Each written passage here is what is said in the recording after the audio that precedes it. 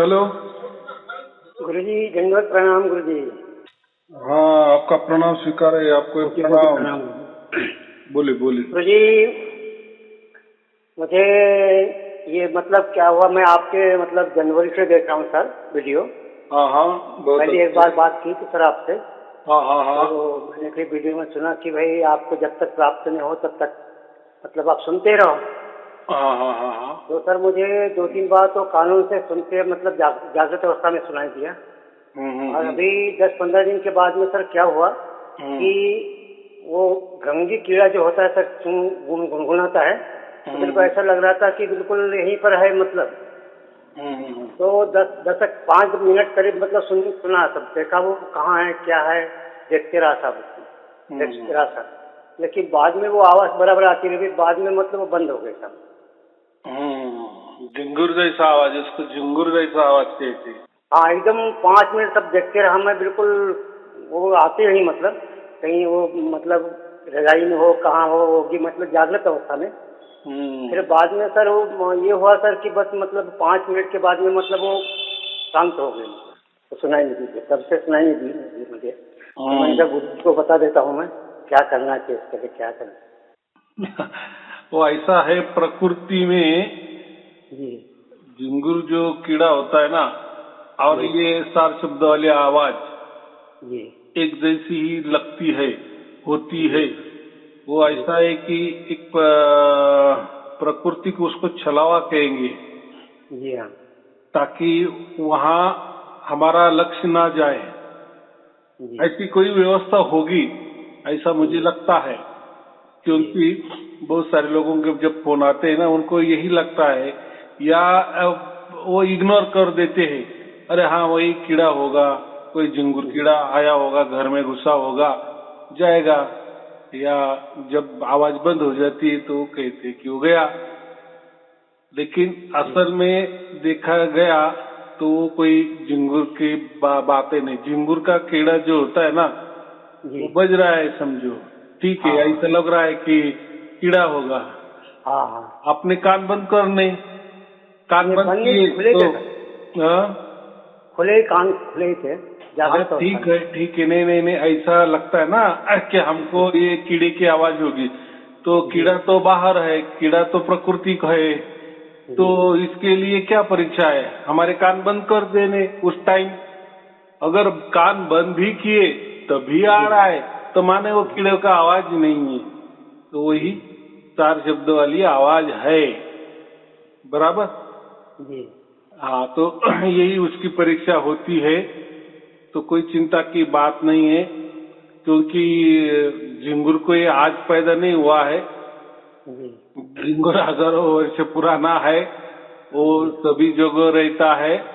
लेकिन वो ऐसा है कि एक प्राकृतिक व्यवस्था है, जी ताकि हम ज्यादा परमात्मा के वहाँ उत्कृष्ट ना हो।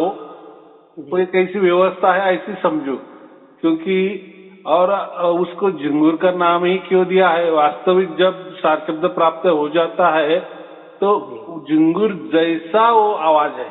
झिंगुर हाँ जैसा है, हाँ झिंगुर का आवाज नहीं, झिंगुर हाँ जैसा। वैसे गुनगुन आवाज आ रही थी सर। उसको हम क्या कहते हैं, 19-20, थोड़ा थोड़ा फर्क है। जी लेकिन उसको भी झिंगुर जैसा आवाज संतों ने कहा है। तो जी जब हमें सार शब्द प्राप्त होता है तो बाद में समझता है कि वो कोई झिंगुर जैसा नहीं है, लेकिन है 19-20, थोड़ा सा उसका जी नजदीकी है। जी और झिंगुर भी एक जो कीड़ा है, तो वो भी क्या है, लगातार आवाज करता है ना। जैसे हाँ एक हाँ बार कंटिन्यू करता है। शुरू हो गया तो जब जी तक हाँ दिन नहीं आता तब तक वो, हाँ माने चलती सुबह नहीं रहती होती आवाज। तब तो चालू ही रहता है, वो रुकने जी का नाम नहीं लेता। हाँ बिल्कुल नहीं। तो उससे हमें तो संत यही समझा देते हैं कि वो झिंगुर जैसा जो आवाज होता है परमात्मा का, वो अखंड और निरंतर है। जी देखो बाकी सब कीड़े भी ऐसे गुनगुनते हैं, लेकिन अखंड नहीं होते, वो बीच बीच में स्टे लेते हैं, रुकते हाँ हैं। लेकिन झिंगुर ये ऐसा कीड़ा है, इसीलिए संतों ने उसका थोड़ा सा वर्णन परमात्मा के आवाज जैसा किया है। जी हाँ तो तो अभी तो मैंने कह दिए कि ऐसा अगर आपको जब लगा कि ये कीड़े की आवाज है, वो माने प्राकृतिक कीड़े की आवाज है कि सचमुच तार शब्द वाली आवाज है, तो उसके लिए मैंने कहा कि जब आपको संशय होगा तब कान बंद कर लेने, दोनों कान बंद कर लेने के। तो दो कान बंद कर लिए। बंद हुआ तो कंटिन्यूस नहीं हुआ तब तो मैं समझ गया कि प्राकृतिक प्रकृति वाली होना चाहिए। तो ऐसा है, तो उसमें सार शब्द वाली और इसमें समझो अभी आपने कहा कि वो आवाज आ रही है और आपको संशय है कि वो कीड़े की आवाज है, तो ठीक है, कोई बात नहीं है, कान दबा लो, दोनों कान बंद करो, तब भी वो वैसे की वैसे, जैसे खुले कान में आ रहा है वैसे की वैसे बंद कान में वैसे ही आवाज, कुछ बदलाव नहीं हो रहा है, तो समझने का वो सार शब्द वाली आवाज है। रही बात कंटिन्यूटी की, लोग बोलते हैं कि प्रवचन में कि मुझे 24 घंटा हो गया, तो ये तो चलो सार शब्द वाली आवाज आप कह रहे या मैं कह रहा हूँ, लेकिन वो तो कभी आती है कभी नहीं आती है, तो फिर वो कैसा समझना का ये सार शब्द वो तो खंडित हो रहे हैं। तो ऐसा नहीं होता, तो सार शब्द प्रकट हो गया तो मानो 24 घंटा ही चलता है। तो वो जो कहते हैं हम, उसका मतलब क्या है कि 24 घंटे माने वो तो हमने ऐसे घंटे तैयार किए ना, 12 घंटे का दिन 12 घंटे की रात, तो हो गया 24, तो 25वां कोई घंटा होता ही नहीं ना, माने लगातार 24 घंटे का मतलब लगातार। तो उसका एक अर्थ ऐसा भी होता है, जैसे अब भी आपको वही आवाज आ गई, बाद में बंद पड़ी, वापिस 4 घंटे के बाद वैसी आवाज आई, वापिस बंद पड़ी, दूसरे दिन भी वैसी आवाज आई, बाद में बंद पड़ी, ऐसा खंड आ रही है, 4-4, 5-5 घंटे के बीच बीच में, 2-2 घंटे के बीच में, या 5-5 घंटे में। लेकिन जब भी आएगी तो एक ही आवाज आएगी, चाहे वो खंड खंड में आ रही है, लेकिन वैसी की वैसी आवाज है, जो पहले दिन भी वैसी की वैसी थी, बाद में खंडित हो गई, वापिस शुरू हो गई, पहले वाली आवाज वैसी की वैसी, तो उसको हम क्या कहते हैं, 24 घंटा वाली आवाज। माने वो 24 घंटे में बदलती ही नहीं है, माने कभी भी आती है। एक तो बहुत सारे लोगों को 24 घंटा कंटिन्यूटी हो जाती है, ठीक है, लेकिन किसी को वो आवाज खंड खंड में भी आती है, लेकिन खंड खंड में भी जो भी आती है तो वही आवाज रहती है। माने ऐसा समझो 1 से 10 अंक है, बराबर। अभी हमने एक सार शब्द को 1 अंक दे दिया, बराबर, और बाकी जो आवाज है अलग अलग, उसको एक आवाज को 2 नंबर दिया, एक को 3 नंबर दिया, एक को 4 दिया, 5 दिया, 6 दिया, 7 दिया, 8, 9, 10, ऐसे 10 अंक दे दिए, बराबर। अभी मैंने क्या कहा कि सार शब्द जो होता है उसको हमने 1 अंक दे दिया, 1 नंबर दे दिया, बराबर।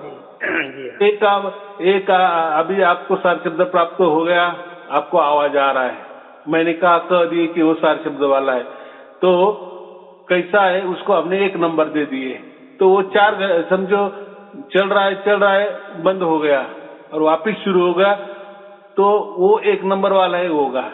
4 घंटे के बाद भी आ गया तो 1 नंबर वाला ही आ गया, दूसरे दिन भी आ गया तो 1 नंबर वाला ही आ गया, चौथे दिन आ गया तो वैसे के वैसे 1 नंबर वाला ही आ गया, बराबर।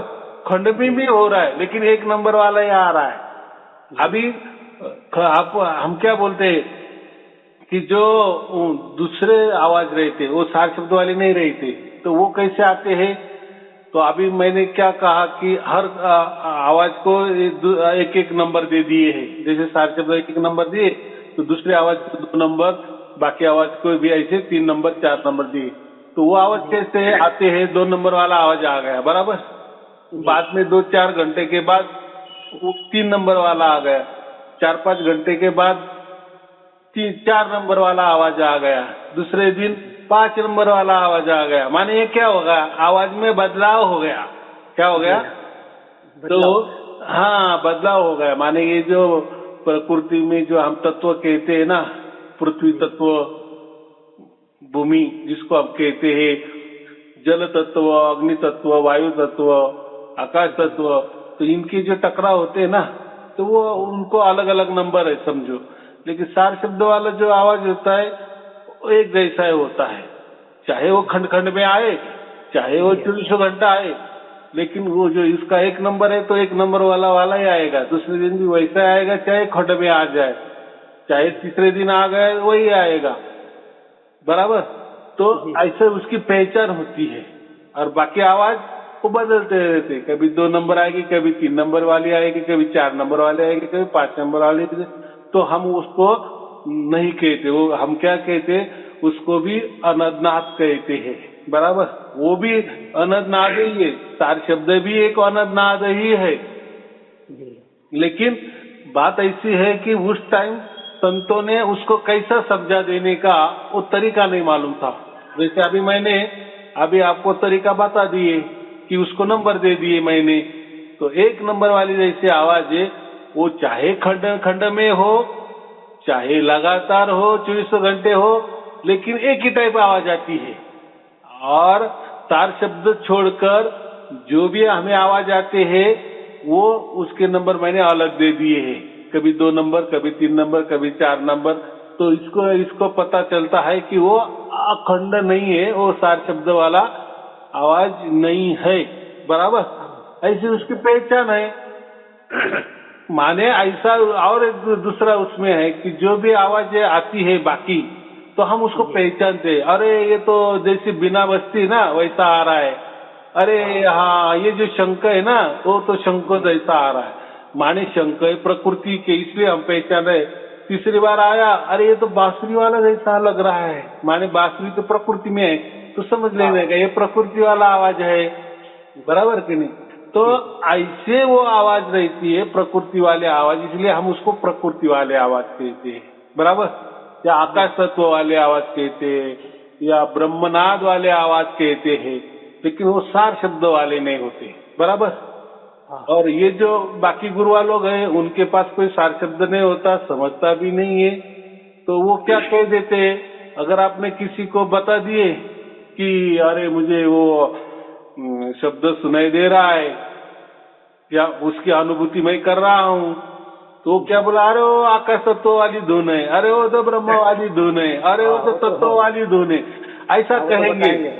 उनको कोई वो समझता नहीं है, उनको ऐसा लग रहा है कि हम जैसे कोई ऐसे ही कुछ हमें अज्ञानी है, हमें उनको कुछ मालूम नहीं है। लेकिन उनको बोलो हमारा गुरु बहुत पहुंचा हुआ है, आप उसमें कोई दखल मत करो, आपको कोई सार शब्द ही मालूम नहीं है और कुछ मालूम नहीं है। क्योंकि जो भी कहते हैं ना कि हम सार शब्द वाले गुरु है, तो वो कुछ न कुछ साधना देते हैं।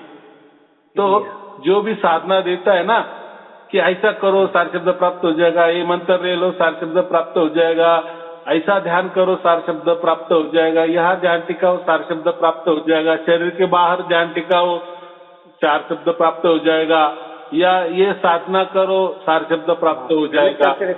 तो नहीं, तो समझना कि इनके पास सार शब्द नहीं है, क्योंकि सार शब्द कोई भी हमारे हाथों में आने वाला नहीं है, या प्रकृति में प्रकृति के विचारों से, या प्रकृति के साधना से, या मनुष्य की साधना से, या शरीर साधना से, या मन की साधना से, या आत्मा की साधना से, या कोई विचारों से, या कोई कल्पना से, या किसी के कृपा दृष्टि से वो सार शब्द प्राप्त नहीं होता। तो सार शब्द यह माने परमात्मा होता है, और परमात्मा ये स्वयंभू है, सर्वशक्तिमान हम कहते हैं उसको, सर्व सामर्थ्यशाली समझते हैं। तो वो उसकी तरफ से आएगा ना, वो अगर स्वयंभू है, वो मालिक है, बराबर कि नहीं, हम नहीं ना उसके मालिक। और ये गुरु लोग क्या कहते हैं, हम उसके मालिक है, ये ले लो मंत्र सार शब्द मिल जाएगा, माने तो वो परमात्मा के ये को परमात्मा के ऊपर वाले हो गए ना, कि इनके ऐसा मंत्र है कि ये वो मंत्र से सार शब्द प्रकट हो जाता है, माने वो मंत्र श्रेष्ठ हो गया ना सार शब्द से, कि जिससे वो ये रहा है, माने वो सार शब्द या वो परमात्मा को खिलौना समझते हैं, अरे वो तो हमारे हाथ का खिलौना है, अरे उल्टे तुम उसके खिलौने हो, बराबर, भ्रमित करने वाले हो। तो सार शब्द वो ऐसा नहीं होता है।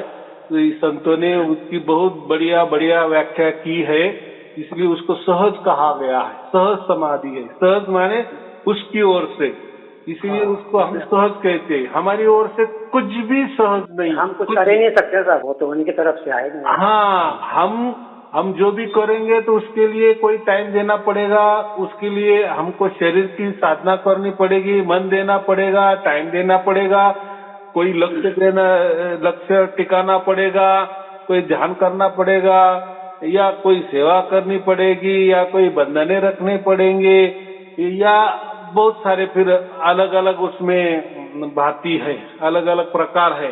तो ये माने ये प्रकार तो हमने तैयार किए ना।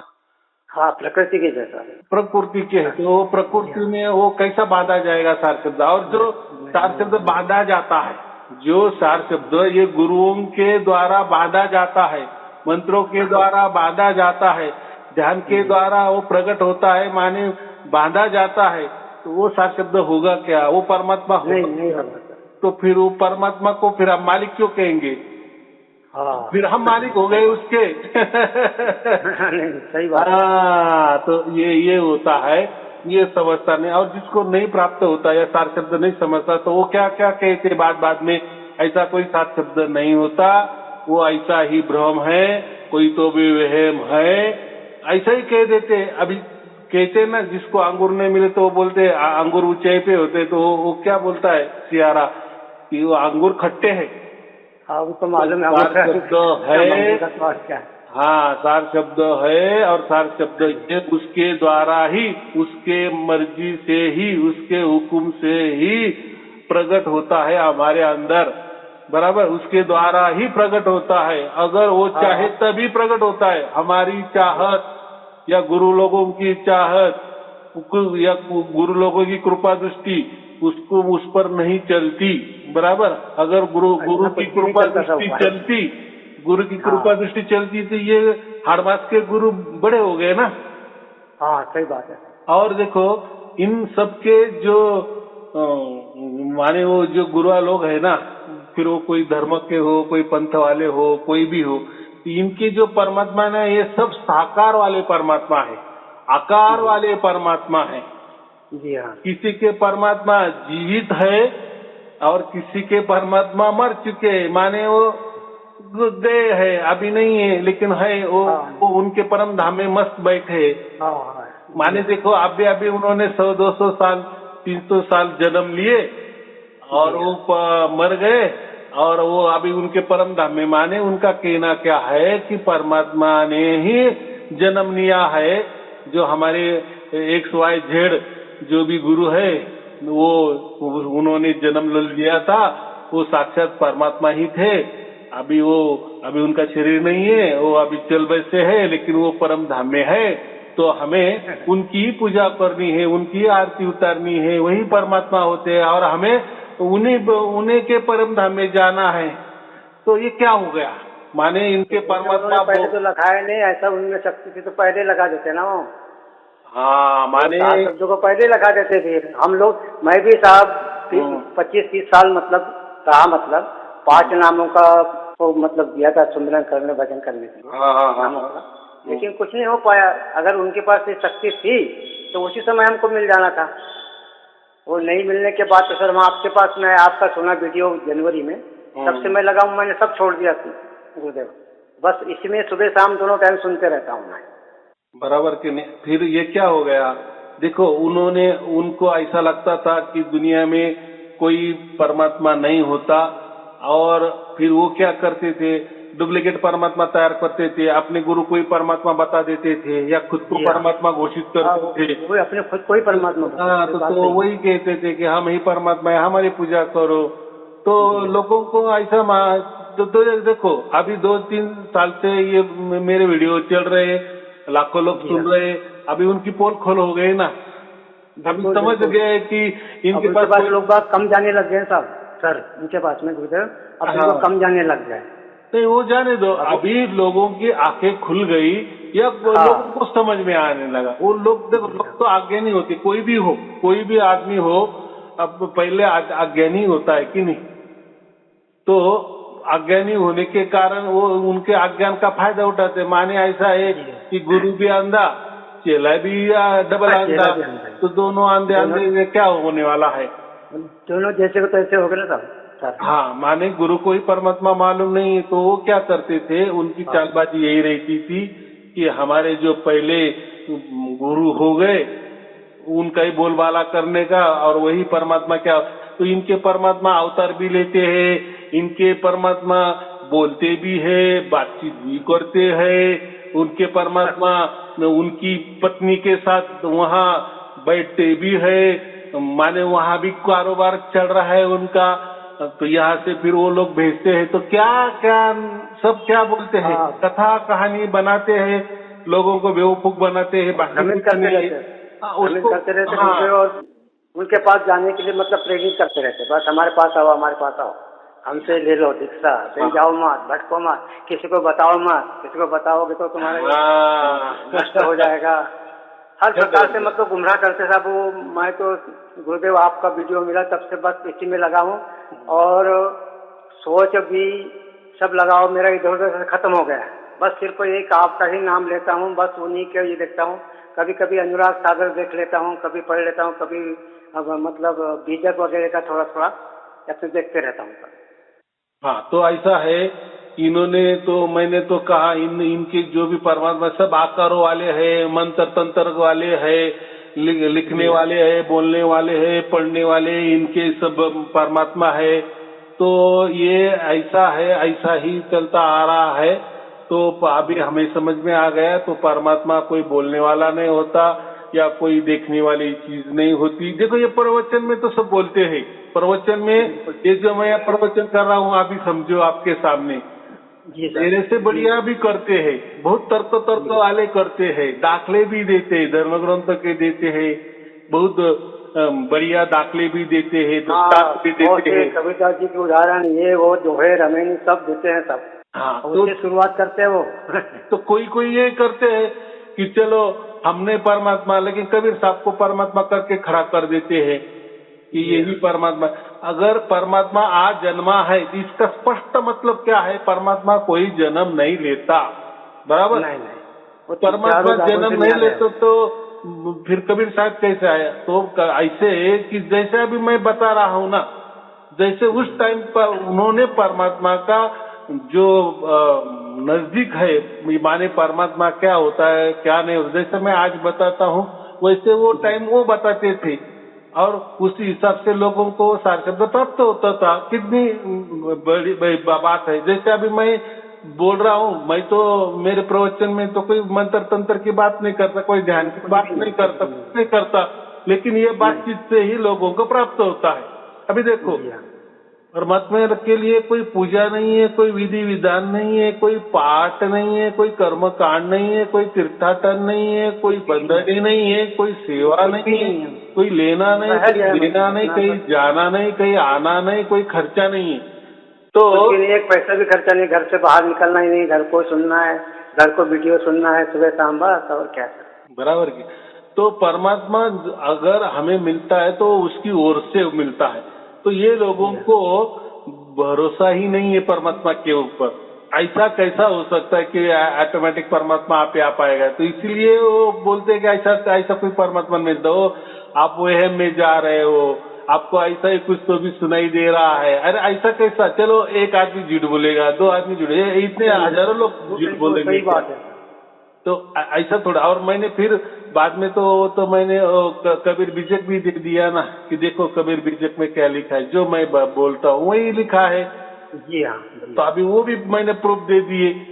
तो अभी उनको भी ये हो गया कि अभी क्या बताने का, क्या बोलने का, क्योंकि अभी इतनी संगत बढ़ाई है, लाखों करोड़ों की संगत भी बढ़ गई है।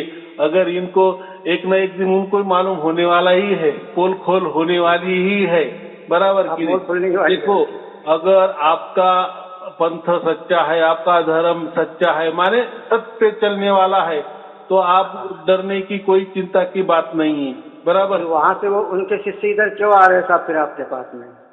नहीं आना था फिर वो उनके पास में 4 शब्द है, तो आपके पास नहीं आना था। नहीं आना था। अगर वो तो सब आ रहे, सब छोड़ के आ रहे, जैसे जैसे उनको वीडियो मिलते जा रहे हैं वैसे आते जा रहे हैं, सब जुड़ गए। ऐसा है, झूठ ज्यादा दिन नहीं चलता ना। नहीं चलते हैं साहब, सत्य सत्य अचल अटल होता है, उसको कोई नहीं टाल सकता। और ये झूठ जो झूठ ही होता है कहाँ। और ये तो कोई लेना देने की बात ही नहीं है। तो कोई लोग बोलते हैं ना, गुरुजी हम तुम्हारे पास आते हैं, हमको 7 शब्द दे दो। भाई आने की जरूरत है, अगर मेरे पास होता तो मैं ऐसा ही बोल नहीं, आप देता तो ना। स्पष्ट बोलते हैं गुरुदेव, आप तो स्पष्ट बोलते हैं। प्रवचन में बोल देता ना, क्यों आ रहे हो ऐसा। मेरे से आने से अगर आपको प्राप्त नहीं होना है तो नहीं होगा। मेरे चाहे कितने भी पाव दबाओ, चाहे मुझे करोड़ों रुपए दक्षिणा भी दो, तो उससे कुछ होने वाला नहीं, क्योंकि मैं स्पष्ट पहले से ही बताता हूँ ना, वो तो उसकी कृपा होती है। आपको भरोसा क्यों नहीं है परमात्मा, ऐसा क्यों आप कह रहे हो कि नहीं यार मैं तो बहुत पापी हूँ, मैं तो ऐसा हूँ। देखो हर कोई व्यक्ति ना खुद को पापी ही समझता है, क्योंकि ऐसा समझो कि ये प्रकृति है ना, ये दुखालय ही है, ये दुखालय ही है। ऐसा समझो, ये पापों का खजाना ही है प्रकृति। तो प्रकृति में है तो पाप होते ही है। तो हर कोई कहता है कि मैं बहुत बड़ा पापी हूँ, तो मुझसे कैसा परमात्मा आ जाएगा मेरे पास। तो ये प्राकृतिक लेन देन है, ये आपका कर्मों का भुगतान है। चाहे आपका आपने अच्छे कर्म किए तो आपका भुगतान अच्छा होता है, आपने बुरे किए तो वो होता। लेकिन ये अच्छा बुरा का परमात्मा से कोई लेना देना नहीं है, नहीं है, क्योंकि ये प्रकृति का हमारा जो है भुगतान है ना, ये हमारे कर्मों का भुगतान हम करते हैं। हाँ, सब अपनी अपनी सोच, आप बताते सब अपनी सोच व्यवहार और जो कर्म है, हाँ उसी का भाग्य बनता है। आपने ये बताया था वीडियो में। हाँ, परमात्मा भाग्य से तो कुछ बनता बनाता है, ही नहीं मतलब। लेकिन कोई परमात्मा आपका भाग्य नहीं बनाता, ये मैं कह रहा हूँ। हमारी सही बोल सोच, हमारा व्यवहार, हमारी कर्म ही हमारे भाग्य बनाते। लेकिन वो कोई एक दिन का खेला नहीं है। चलो मैं लोगों को, पूरे गांव को गांव भोजन दे देता हूँ, मैं ज्यादा पुण्य करूंगा तो परमात्मा जल्दी दौड़ के आऊंगा, तो ऐसा कुछ नहीं होता। या आपने बहुत सारा परमात्मा का गुणगान किए, दिन रात गुणगान किए कि परमात्मा तेरे जैसा कोई नहीं है, तो भी परमात्मा कोई टस का मस नहीं होने वाला और आपके पास नहीं होने वाला। तो परमात्मा के लिए आप क्या कर रहे हो, परमात्मा के लिए कोई मायने नहीं रखता है। परमात्मा वही रखता है कि आपका भाग्य जब पूरा हो जाता है, संपूर्ण हो जाता है, तब परमात्मा का काम है। जैसे कोई स्कूल का बच्चा 10वीं में मेहनत करके पढ़ाई करके पास हो गया, 1 नंबर से पास हो गया, तो उसको सर्टिफिकेट देना ही देना है पास का, बराबर। तो वो कोई देने वाला कोई मेहरबानी नहीं कर रहा है ना, तो वो प्रिंसिपल क्या बोलेगा, अरे भाई तूने मेहनत की है, अच्छे मार्क्स तूने कमाए हैं, इसमें मेरा कोई लेना देना नहीं है। वैसे ही कोई ओलंपिक में 1 नंबर आ जाता है, गोल्ड मेडल मिल जाता है, तो वो जो गोल्ड मेडल देता है, गले में डालता है, तो उसका वो गोल्ड मेडल से कोई लेना देने वाला कोई नहीं है, वो तो काम कर रहा है। जी हाँ। तो बात ऐसी है, गोल्ड मेडल जो डालता है हमारे गले में, जिसने जीता, तो वो जो डालने वाला है वो कोई श्रेष्ठ नहीं है कि उन्हें कोई मेहरबानी नहीं की है। तो इसने रेस जीती है या ओलंपिक में जो भी खेला है, इसने 1 नंबर से खेला है, इसलिए उसकी जीत हो गई है और उसके बदले उसको वो मेडल मिल रहा है। तो ऐसा ही परमात्मा जगह 7 शब्द प्राप्त होता है, तो परमात्मा कोई आपके ऊपर कृपा नहीं करता या कोई आपका भाग्य परमात्मा नहीं बदलता। तो ये जो हमारा भाग्य हमारे ही कर्म धर्म व्यवहार से ही बनता है, और वो कोई एक दिन का खेला नहीं है, उसके लिए बहुत जन्म का खेला होता है, बराबर। सही बात है, तब जाके ये होता है। तो यही बात महत्वपूर्ण है। और ये जो गुरुआ लोग होते हैं ना, तो उनको उसका तो कोई ये आता पता ठिकाना नहीं होता, तो वो कुछ भी मनगढ़ंत कहानी बताते हैं और लोगों को ये करते। तो चलो ठीक है, उनको उनका धर्म बचाना है, उनको पंथ चलाना है, तो ऐसा है ना। तो परमात्मा अगर ये बोलते हैं कि कबीर साहब भी आ गए थे, तो वो कहते हैं कि कबीर साहब भी परमात्मा का अवतार थे, तो लेकिन कबीर साहब जो खुद थे ना, उन्होंने कोई पंथ नहीं निकाले थे, उन्होंने कोई पंथ नहीं निकाले थे। ये तो बाद में लोगों ने तैयार किए उनके नाम पर पंथ। जी जी हाँ। और स्पष्ट है ना, जो पंथों की बातें करता है ना, मेरा 11वां नंबर वाला पंथ है, मेरा 12वां नंबर वाला पंथ है, मेरा 13 वाला पंथ है, मेरा 14, तो समझ लेना, कई पंथ है सर, तो समझ लेना कि इनके पास कोई परमात्मा नहीं है, इनके पास पंथ ही परमात्मा पंथ का है। नाम ही लेके चला रहे साहब का नाम लेके चला रहे हैं। हाँ, चला रहे हैं। तो ताकि हमारे तरफ आकर्षित हो, हमको पैसा मिले, हमारी संस्था चले, ये उनका उद्देश्य है साहब। हाँ, तो कबीर साहब ने, हम कबीर साहब को परमात्मा क्यों मानते हैं, तो वो हमारा एक भाव है, बराबर। जैसे मैं अभी प्रवचन करता हूँ, लोग सामने वाले लोग कहते हैं कि नहीं अरे आप तो कबीर ही हो, नहीं आप तो साक्षात भेदी गुरु हो। हाँ, भेदी गुरु, लेकिन बोलते हैं ना लोग, मुझे बोलते हैं कि आप तो परमात्मा क्या अवतार हो, आप तो कबीर जी हो, वगैरह वगैरह। तो ये उनका भाव है। सही है सर। हम आप जिसको प्राप्त हो गए उसके लिए तो मतलब ईश्वरी, मतलब साक्षात परमात्मा ही है ना सर। तो ये भाव है, भाव रखने में कोई नहीं। हमारे माँ बाप को भी हम भगवान ही मानते हैं ना। जी जी जी। उनके पाँव छूते हैं ना, तो ऐसा कुछ नहीं होता। तो ये भाव होता है और ये अच्छा है, ये हमारी संस्कृति है। तो वैसे ही देखो, अभी कबीर साहब का भी जाने दो, चलो जो भी पंथ की स्थापना करता है ना, या लोग कहते कि नहीं ये जो पंथ चला आ रहा है इन्होंने स्थापन किए, तो उसको परमात्मा ही कहते हैं। फिर कोई भी धर्म हो, जो भी धर्म का संस्थापक होता है ना, मुखिया होता है ना, जिससे वजह से वो धर्म चला आया है, तो उसको परमात्मा कहते हैं। फिर ऐसे बहुत सारे विचारों के भी संस्था है, बढ़िया बढ़िया संस्था है, आध्यात्मिक संस्था है, तो उनका जो सर्वोच्च होता है, माने जो संस्था उसने शुरू की 100 साल से 200 साल से, तो उसका जो मुखिया है, तो वो सबके लिए उनका परमात्मा वही होता है। कितनी सहज बात है। बिल्कुल सही बात है, बिल्कुल बराबर कि नहीं। तो जैसे पंथ वाले भी होते हैं, तो पंथ का जो मुखिया होता है, उनके लिए वो पंथ का परमात्मा ही होता है। तो ऐसे हर धर्म के परमात्मा है, पर मान रहे हैं कि ये ही परमात्मा है, कि इन्होंने इतना बढ़िया धर्म स्थापन किए हैं या अच्छे विचार दिए हैं। तो वो धर्म में जो लोग जन्मते हैं उनके लिए वही परमात्मा होता है।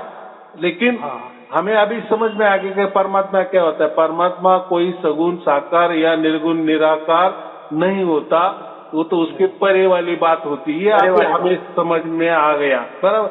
ऐसा अगर परमात्मा होता तो फिर परमात्मा भी जन्म में और मृत्यु में आएगा ना। नहीं, वो तो साहब अनामी है। वो हाँ, वो तो परम साक्षात है, परम, वो तो बिल्कुल। वो अगर आजन्मा है, परमात्मा आजन्मा है और स्वयंभू है। आजन्मा है माने वो कोई जन्म नहीं लेता, तो फिर नहीं, चारों गुणों से न्यारे है ना साहब, बराबर के। तो ये सभी धर्मों के परमात्मा देखो, सब आकारों वाले है, मनुष्य जैसे है। कोई जीवित है अभी, तो कोई मर चुके हैं या कहीं जाके बैठे, ऐसा ये वो लोग कहते, कथा कहानी होते हैं। तो माने सबका परमात्मा मनुष्य जैसा ही है। तो ऐसा मनुष्य जैसा कोई परमात्मा नहीं होता, बराबर। और परमात्मा ने इतने अनंत ब्रह्मांड निर्माण किए हैं, बराबर। वो अगर सब तैयार करता है तो उसकी पहचान अगर या लोगों को देना है, तो वो किसी के बुद्धि में डाल देगा ना। बिल्कुल हो जाएगा ना, उसमें क्या है। देखो, कोई बच्चा तो जन्म से तो डॉक्टर नहीं होता ना, तो वो सीख के ही डॉक्टर बनता है कि नहीं।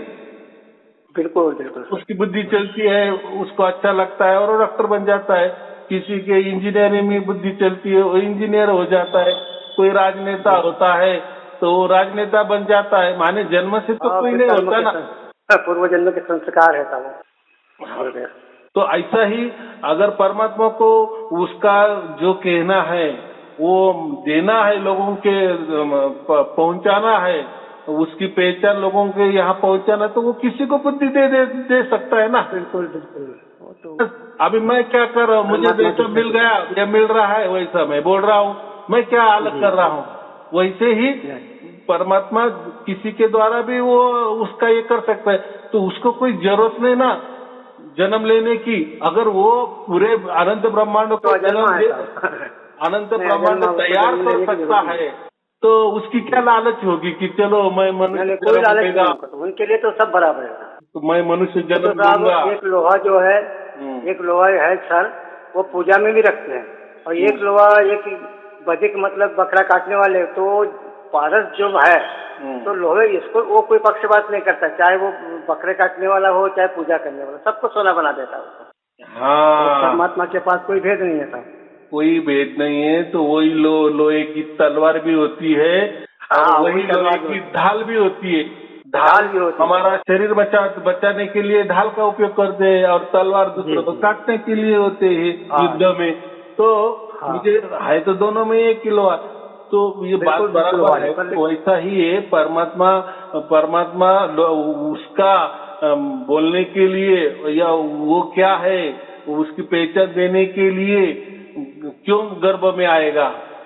क्या पड़ी है उसको गर्भ में आने? नहीं, वो गर्भ में नहीं आता, नहीं आएगा ना। गर्भ आने वाली इधर अलग है, राम कृष्ण ये सब ये अलग है सब। हाँ, ये तो जन्म है, निराकार में ये तो उन्होंने जन्म लिया है, वो सबके सामने है, वो तो कुछ नहीं है, तो बराबर। तो उन्होंने जन्म लिया है और उन्होंने उनको जो क्या ज्ञान है उनको जैसा मिला है उन्होंने वो बटोरा है, जैसे उनके गुरु द्वारा मिल गया उन्होंने बटोरा है। बाकी क्या किया है? तो देखो राम का भी ज्ञान अलग है, कृष्ण का भी ज्ञान अलग है, अलग है सर। जनक राजा का भी ज्ञान अलग है, सबके गुरु अलग अलग है, सबने अलग अलग जन्म लिया है, अलग अलग वातावरण में उनकी परवरिश हुई है, इसलिए ज्ञान भी अलग अलग है। तो हमें उसमें जाना नहीं। तो हम तो ऐसे अगर कहेंगे तो फिर ये परमात्मा वो भी परमात्मा, ये तो हजारों लाख फंस जाएंगे उसमें। तो हम लोग पहले तो यही फंसे थे साहब, यही तो बात कर रहे हैं हम कि हम अनजान थे कि मतलब भगवान परमात्मा क्या है और निराकार सगुण ये सब मतलब कुछ भी नहीं समझते थे। तो आपके वीडियो देखने से हमको मालूम हो रहा कि परमात्मा क्या है और निरंजन क्या है, निराकार क्या है, सगुण क्या है। मैं पहले कुछ भी नहीं समझता था हमको। हाँ, तो मुझे यही कहना है कोई परमात्मा आकारों में नहीं होता, सगुण साकार में नहीं आता है। तो किसी किसी के तो परमात्मा हुक्म भी देते हैं। क्या देते हैं? अरे अपना धर्म बढ़ाओ, नहीं मान रहा है उसको काट दो। तो अभी ऐसे पर्वत से पैसा लूटने की बात है साहब गुरुदेव, वो तो पैसा लूटने की बात है गुरुदेव। तो मान रहे हैं ना, वो धर्म को भी मान रहे हैं ना। बोलो ये करो, तो ऐसा परमात्मा कहेगा क्या? परमात्मा को क्या पड़ी है? नहीं कर सकता। तो और वो क्यों एक धर्म को मानेगा कि नहीं मैं ये धर्म में आया हूँ, ये धर्म ही बढ़ना चाहिए। और तो सब जीव बराबर परमात्मा को सब जीव बराबर है, और दूसरे धर्मों की वो बुराई करेगा। नहीं अरे जो मेरा धर्म को नहीं मानेगा तो वो उसको मार डालो। तो तो ऐसा परमात्मा हुक्म देता है क्या? नहीं गुरुदेव, ये तो सोच गलत है। हाँ, तो सोच गलत है। तो ये परमात्मा के नाम पर एक खपा रहे, हाँ, लोगों को उल्लू में निकाल रहे, बाकी क्या है? और लोग निकल रहे हैं। तो कोई परमात्मा किसी को हुक्म नहीं देता या मेरा कोई मान बढ़ाई करो या मेरा कोई प्रसार प्रचार करो या मेरा कोई झंडा फहराओ या नहीं, वो तो आपका कुछ भी नहीं गुरुदेव। लेकिन आपने सबकी आंखें खोल दी, सब समझ में आ गया कि निरंजन क्या होता है, निराकार क्या होता है, सगुण क्या है, परमात्मा क्या है, सभी चीजें समझ में आने लग गई है। नहीं पहले कुछ भी समझ में नहीं आता था। पहले तो बस यही मंदिर में इन्हीं को पूछते थे, इन्हीं को सब कुछ मानते थे। पर अब वो एकदम मन से हट गया और लोभ लालच भी खत्म हो गया गुरुदेव। अब किसी तरफ कोई लगाव नहीं रहा, मतलब कि भाई ऐसा करना चाहिए। बस एक मात्र आपसे लगा हुआ है, बस वीडियो सुनो आपका बस। और आपने बोला कि जब आपको पहले जानो फिर मानो फिर जानो, पहले इसको जानो फिर मानो। हाँ। तो आपको जब मालूम हो जाए, प्राप्त हो जाए, तब मतलब इसको बताओ। इसलिए हमने आपसे बातें नहीं की, पर थोड़ा सा ये शंका थी गुरुदेव मुझे कि ये जब आई धुन और मैंने 4-5 मिनट सुना मैंने, तो मैंने कहा गुरुदेव जी से थोड़ा सा संशय दूर कर लेता हूँ, आगे का रास्ता मिल जाएगा मुझे, इसलिए मैंने आपसे बात की। बहुत अच्छे, बहुत अच्छे। तो अभी आपको सब कुछ समझ में आ गया है। ऐसे समझ में लाना और दूसरों को भी समझाना। लेकिन कोई परमात्मा आपको नहीं कह रहा है कि मेरा प्रसार प्रचार करो या मेरा झंडा ऊंचा करो, बराबर कि नहीं? क्योंकि हम कहते हम तो एक धर्म की बात करें, चलो अलग अलग धर्म है, उनके अलग अलग परमात्मा है, तो एक धर्म में भी अलग अलग परमात्मा है। जैसे हम शिव की बात करते हैं तो शिव पुराण उठाओ तो उसमें शिव ही बताते हैं। शिव जी बोलते मैं वैसा कोई नहीं है, बराबर के विष्णु पुराण उठाओगे तो बस शिव जी ही बड़े हैं, मतलब वही सृष्टि। हाँ बराबर, विष्णु पुराण उठाओ तो विष्णु कहता है कि मैं ही परमात्मा हूँ और मैंने ही शिव को जन्म दिया है। शिव का पुराण उठाओ तो शिव बोलता है अरे मैंने ही विष्णु को पैदा किया है। तो हर देवी पुराण उठाओ तो देवी कहती कि मैं ही परमात्मा हूँ। तो ऐसा है कि आदमी कंफ्यूज हो जाता है। तो कैसा है, जो तो जिसका वो रक्षा कर रहा है, लेकिन हमें इतना ही कहना है कि परमात्मा एक ही होता है और परमात्मा कोई आकारों में नहीं आता, बिल्कुल नहीं, सगुण साकार में नहीं आता, या कोई मानव देह वाला नहीं होता, या उसका कोई बस्ती नहीं होती, या उसका कोई गांव नहीं होता, या उसका कोई परम धाम नहीं होता। तो वो परम धाम होता है लेकिन हमारे जैसा नहीं होता। जैसे पृथ्वी पर जैसे गांव होता है ना, बस्ती होती ना, तो वो नहीं होता। होता है उसका भी परम धाम। परम धाम कहाँ है? वो परम लगा है उसको, माने परमात्मा का धाम। तो परमात्मा का धाम तो ये हमारा पृथ्वी लोक जैसा तो नहीं होगा ना, ये तो निश्चित है ना। नहीं, तो ये पृथ्वी को आप मतलब ज्यादा पुण्य करोगे तो फिर मनुष्य अवतार मिलेगा या कोई राजा बन जाएंगे, कलेक्टर बन जाएंगे, पर वो धाम में पहुंचे तो मतलब फिर आना ही नहीं यहाँ पर, वो तो अजर अमर है। वो माने वो परमात्मा के धाम में मोक्ष ही होता है, वहाँ मोक्ष की ही बात होती है, बराबर। लेकिन हमारे जैसा वहाँ कोई संसार नहीं होता, बराबर। हाँ, तो ये सब समझ में आ जाएगा धीरे धीरे, कोई चिंता की बात नहीं। चलो आपको और आपके परिवार के लिए शुभ आशीर्वाद। मुझे मेरा एक प्रश्न है साहब। हाँ बोलो। मुझे अब क्या मतलब वही वीडियो सुनते रहूं साहब? बस वीडियो सुनते रहना, जैसा मोबाइल होता है ना, तो उससे रोज की बातें होती है, तो वो उसकी बैटरी भी उतर जाती है। तो हम हर रोज चार्ज करते हैं कि नहीं, एक दो दिन में। तो ऐसा ही है। तो ये बैटरी चार्ज करने के लिए ये प्रवचन है, ऐसा समझो। माने हमारे आध्यात्म की जब तक हमारा जीना है, जब तक जिंदगानी चलने वाली है, तब तक हमें ये प्रवचन के साथ में रहना है। प्रवचन माने ये सत्संग होता है, सत्संग माने ये सत का संग कर देने वाला प्रवचन होता है। तो सत्य संग रहना मरते दम तक। बाकी क्या है, बाकी तो मरने के बाद तो हमारा तो पहले से तय हो गया है। वो तो परमात्मा जहाँ ले जाना वही ले जाएगा। हाँ, तो हमने तो हमारी डोरी उसके हाथ में दे दी है और उसने ले भी ली है। हमारे हाथ में तो कुछ भी नहीं है। तो बस ये चालू रखना, बाकी कुछ करना नहीं। और देखो ना, जब हम सत का संग करते हैं ना, तो परमात्मा अगर हमारा सब कुछ चलाने वाला है तो वो बुद्धि देगा ना, क्या करना, कैसा करना, क्यों करना, क्या करना, क्या नहीं करना, तो वो सब बुद्धि देता है, ऐसा मुझे कहना है। सब में मेरा तो हल्को विश्वास हो गया कि मैं कहीं जाता नहीं, बस इनके सिवा किसी पूछ में 8 महीने हो गया सर गुरुदेव। मैं बिल्कुल इसके सिवा कहीं जाता भी नहीं, किसी का सत्संग भी नहीं सुनता, कुछ नहीं। नहीं ऐसा नहीं, सत्संग सुनना है तो थोड़ा कैसा भी रखे गुरुदेव, जैसा भी रखे। हाँ, जैसा आपको लगे ना, जब लगे किसी का सुनना है तो सुन भी लेने का, नहीं लगे तो नहीं सुनने का, क्यों कंफ्यूज करने का, बराबर की नहीं। चलो ठीक है, आपको और आपके परिवार के लिए शुभ आशीर्वाद। हाँ गुरुदेव, कोटि कोटि प्रणाम गुरुदेव।